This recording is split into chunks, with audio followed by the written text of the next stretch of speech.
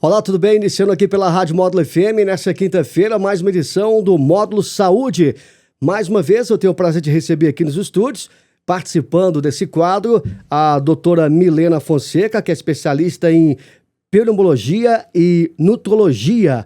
Doutora Milena, mais uma vez, seja bem-vinda aqui à Rádio Módulo FM, sempre contando com a sua participação, com a sua presença aqui no Módulo Saúde especial, de volta aqui nesta quinta-feira. Olá a todos, Jânio. Um prazer estar aqui novamente para conversar sobre um tema tão importante. A gente vai tratar aqui, doutora, sobre saúde respiratória e também inverno, A gente está num período assim, com muita poeira, um período de agosto, que é muita poeira, muito frio, e isso afeta, geralmente para quem tem bronquite, para quem tem asma, para quem tem alergia. Sim, com certeza. Essa época do ano, as pessoas que têm rinites, alergias, asma, podem ter crises todo ano. Porém, nesse período do ano, devido às mudanças climáticas, às baixas temperaturas, a maior circulação de alguns vírus também, que são sazonais, aumenta a incidência tanto de infecções respiratórias como também de doenças alérgicas. Agora, doutora, quais são, os principais problemas respiratórios que você observa em pessoas que trabalham em ambientes, com alta poluição?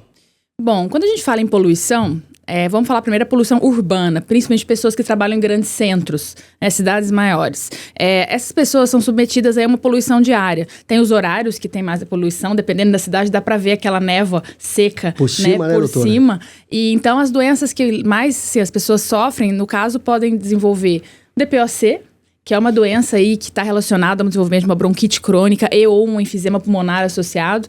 Pessoas que já têm doenças respiratórias e têm contato com essa poluição, também podem ter crises, tá? E existe também a poluição de outros ambientes, a poluição assim que a gente fala exposições ocupacionais, tá? Alguns tipos de poeira, alguns tipos de produtos químicos que também podem levar a essas doenças ou crises em pessoas que já têm diagnósticos prévios. Doutora Milena, como a ansiedade, o estresse pode impactar, na saúde respiratória?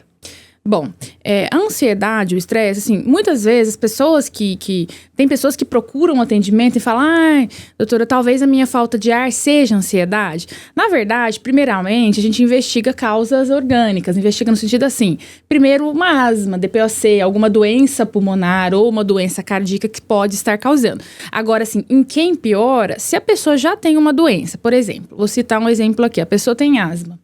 E aí a asma está descontrolada, mudou o clima e por acaso naquele dia a pessoa está mais ansiosa, o sintoma pode piorar. Então, em geral, a ansiedade, quando a pessoa está mais ansiosa, piora aí um sintoma que geralmente ela já apresenta, tá? Então o paciente asmático que está ansioso pode sim piorar o sintoma de falta de ar, os sintomas aí que ele já sente em relação à doença de base, que é a asma. E quais as medidas de prevenção, para manter os pulmões saudáveis em ambiente com fumaça ou poluição? Voltando nessa questão da fumaça, poluição. Bom, em quem mora em grandes centros que tem bastante poluição é complicado, porque falar para a pessoa, evite sair de casa nos horários ali de pico, às vezes o horário que tem mais poluição, é difícil, porque a pessoa tem uma rotina. Então, nos grandes centros, é difícil isso e a pessoa acaba sendo exposta a essa poluição diariamente, no ir, no voltar do trabalho, Então, é difícil controlar. Agora, para pessoas que têm algumas exposições ocupacionais, que trabalham com alguns produtos que eu citei, aí, assim, o uso geralmente de equipamentos de proteção individual, a pessoa que tem, vamos supor, a pessoa que tem alguma doença já e tem contato com essa poluição, manter o tratamento, porque se você não tratar de forma correta, pode ter crise, pode deflagrar mais crises, e no ambiente de trabalho usar mesmo a máscara ali, os EPIs que a gente chama, para pessoas que têm exposições ocupacionais. No período do inverno, as pessoas, bebem pouco líquido, pouca água, e o corpo ele necessita, Quais as medidas, o que fazer, para auxiliar o corpo, né? Para a gente beber mais água nesse período de inverno. Porque o inverno a tendência é que a gente beba pouca água, né? Sim, sim. Geralmente no inverno, temperatura mais fria, a pessoa não sente o calor ali, ela esquece de beber água. Bom, hidratação. Hidratação é tanto pro organismo em geral, então a pessoa tem que bater a meta ali de água por dia. E 2,5, também... 3 ou depende de cada pessoa? Em geral, um adulto de 70 quilos, 2 litros. 2 tá? 2 litros e meio, tá? Mas assim, o ideal é que a pessoa, assim, uma dica que eu falo para os meus pacientes, às vezes coloca até no celular ali, né? Beba água. Tem aplicativos hoje em dia que te lembram. Então, assim, hidratação, primeira coisa, tanto para a saúde em geral, como para a saúde respiratória. A hidratação também faz parte disso. Tá? Então, eu sugiro sempre colocar no telefone ou colocar um lembrete no computador, mas não deixar de hidratar. Para quem também está doente nesse período, né? Com alergia, com bronquite, com asma, tem que beber essa meta de água. Tem. Meta de água para todo mundo, né? A pessoa tem que conseguir. Às vezes tem garrafas que vêm, né? E 2 litros. 2 litros, 3 então a pessoa saber ali, ter a garrafa próxima ao trabalho, principalmente. E assim, para quem já tem alguma doença, não deixar de fazer o tratamento, não esquecer de usar o remédio, não esquecer o inalatório, porque senão vai ter mais chances de ter crises no inverno. Então, voltando à questão do inverno, você citou aí, doutor, o inverno afeta a saúde respiratória? Se sim, de que maneira, assim, que as pessoas, os ouvintes, podem proteger durante essa estação? Sim, no inverno tem essa questão por causa das baixas temperaturas, baixa umidade do ar. Agora, para proteger, voltando na pergunta anterior, hidratação, essencial. É a água mesmo. Água. Segunda questão. Alimentação. Né? Alimentação, alimentos ricos aí em vitaminas, minerais, antioxidantes, então frutas, verduras, carnes magras, peixes. Por quê? A alimentação, ela faz parte tanto da saúde geral como da respiratória. Isso eu tô falando em alimentos aí para auxiliar e evitar a inflamação, porque a pessoa que ingere muito doce, muito açúcar aí, aumenta esse risco. A pessoa está mais inflamada, né, vamos dizer assim, pelo fato de muitas vezes estar acima do peso. Bom, a terceira questão, manter os medicamentos de uso contínuo. Às vezes a pessoa esquece de utilizar e isso aí pode, né, auxiliar e piorar os sintomas. Então, água, alimentação e tratamento. Doutora Milena, como a prática de atividades físicas, né, ela podem ajudar na saúde respiratória, especialmente em condições adversas? E eu aproveito, já vou emendar uma pergunta aqui minha, né, como leigo, né? Nesse período que a pessoa está atravessando uma fase de gripe, de alergia, ou de bronquite, ou de asma, né?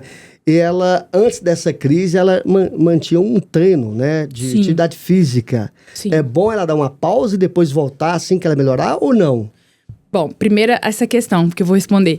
Quando a pessoa tá com uma fase aguda, no caso, digo, uma doença aguda, uma gripe, ou tá com uma exacerbação da asma, ou de qualquer doença respiratória, no período da fase aguda da doença, né, no período ali, a gente sugere, eu oriento os meus pacientes a não treinar nesses dias ou fazer atividades mais leves. Por quê? O corpo está se recuperando. Então, o corpo precisa de repouso, hidratação, alimentação. E nesse período aí, ficar de um repouso relativo, ou seja, evitar essas atividades físicas que vão levar a um desgaste do organismo enquanto o organismo se recupera. Mas, a outra questão, fora desses períodos, né, de gripe, de alguma doença infecciosa, a pessoa não só pode, como ela deve fazer atividade física. E ela deve fazer atividade física, de preferência, no mínimo 4 vezes na semana, incluindo exercícios de força, né, que a gente fala musculação, e exercícios aeróbicos também. Então, fora do episódio, sim. E no inverno, o que eu sugiro? Mais uma vez, mantenha sua medicação de controle, mantenha o uso da sua bombinha, lá do seu medicamento inalatório, porque a pessoa que tem uma doença respiratória, ela deve fazer atividade física, porém, desde que a doença esteja bem controlada. Quais os sinais de alerta, doutora Milena, que devemos observar para identificar problemas respiratórios, né, preocupante? Bom, os sinais de alerta. Então, falta de ar, que é o grande que a maioria das doenças respiratórias leva.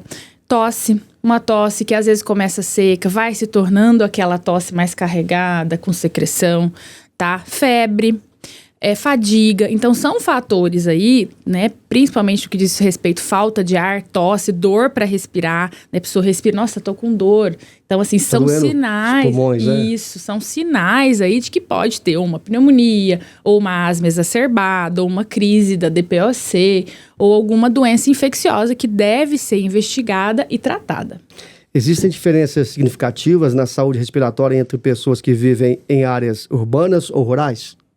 Bom, em relação à saúde geral, não, mas o que tem de diferente? A pessoa que está na área urbana, que ela fica ali naquela poluição, ela tem maior risco aí de desenvolver algumas doenças que podem estar relacionadas à exposição à poluição, doenças alérgicas, principalmente, rinites, conjuntivite alérgica, quando a pessoa fica exposta ali à poluição, crise de asma, pessoa que tem DPOC. Na área rural, já não tem a poluição, mas aí vai depender, tá? Na área rural vai depender se a pessoa tem exposição a algum produto químico forte, a muita poeira, ou se a casa que a pessoa mora tem muito mofo. Então, na área rural vai depender a que tipo de alérgeno, a que tipo de situação que a pessoa tem contato. Para quem é alérgico, o paciente é alérgico, é mais propício ficar mais gripado? Não, na verdade, o alérgico, ele dá mais crise relacionada à alergia, porque existe a rinite, que é relacionada aí, a rinite alérgica que a gente fala, mas não necessariamente ele vai estar propenso a mais doenças. Agora, assim, se ele está, né, com aquela via aérea mais inflamada, se tiver um quadro infeccioso junto, aí sim, o sintoma pode ser incomodar mais a pessoa, pode ser um sintoma aí mais grave do que a pessoa que não tem, mas em si não. Só que no inverno, como eu já citei algumas vezes, existe maior circulação de vírus respiratórios aí, então por isso que incide maior número de gripes, né, e de doenças respiratórias em geral. E o vírus, ele anda. Assim, ele circula no ar, né? Circula e pega rápido, né? Circula no ar, de pessoa para pessoa, transmissão, né? Por aerosol, pelo espirro, pela fala, pela tosse. A transmissão pode ocorrer dessa forma aí. Algo mais que a senhora gostaria de acrescentar nessa sua participação final aqui no Modo Saúde? Alguma dica para os nossos ouvintes, para os nossos internautas? Bom, a minha dica, né, o inverno, eu sei que esse ano as temperaturas estão um pouco atípicas, mas assim, principalmente nas quedas de temperatura. Inclusive está marcando aí, né, uma frente fria para o final de semana, uma queda aí, Eu fiquei sabendo. Então, uma dica, hidrate-se, tá? Não esqueça, coloque no despertador, coloque no celular, mas não esqueça de se hidratar, tomar água. Alimentação balanceada, tá? Atividade física, desde que você esteja bem com a doença, se você tiver uma doença respiratória que esteja controlada, não deixe de fazer, às vezes está frio, coloca a blusa, vai fazer atividade física, tá? Não deixe de fazer a sua atividade física. Quarta questão, use seu medicamento. Se você tem uma asma, um DPOC, não deixe, porque nessa época do ano tem mais chance de você ter uma crise. Então, não esqueça suas medicações. E evitar contato, assim, principalmente pessoas idosas, mais frágeis, com pessoas que estejam com quadros de gripe, porque pode ocorrer uma transmissão. Muito bem, doutora Milena, mais uma vez, obrigado pela participação aqui, né, no Modo Saúde, especialmente desta quinta-feira. E a senhora que já tem uma cadeira cativa aqui, né, no Modo Saúde, né? Ainda bem, né? Agradeço muito, Jane, mais uma vez por estar aqui. É um prazer sempre poder conversar e trazer temas importantes. Agradeço o convite e esperamos estar em breve, quem sabe, novamente. Muito bem, recebi aqui nessa quinta-feira a doutora Milena Fonseca, especialista em nutologia, pneumologia, que participou conosco aqui. O Modo Saúde fica por aqui. Lembrando, de repente você perdeu a entrevista, está lá no Facebook e no YouTube da Rádio Módulo FM. Até a próxima quinta-feira. Tenham todos uma ótima tarde, bom almoço. Tchau, tchau. Você ouviu Jornal da Módulo. Informação com credibilidade. Oferecimento Andap Autopeças, Unicep, Rações Saborosa e Sicredi, a primeira instituição financeira cooperativa do Brasil.